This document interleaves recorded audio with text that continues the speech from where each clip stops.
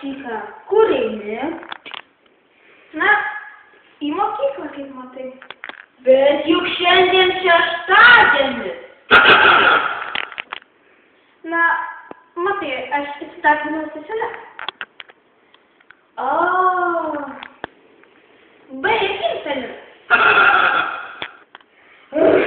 Man jau galva nuo tavęs skauda.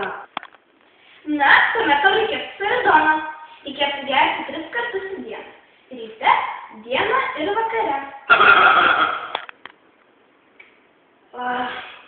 Eina žinai pavalgyti. Po 5 minučių. Ai, kaip pilvas skauda. Jei pilvas gagas, jums padėti esu nutartas.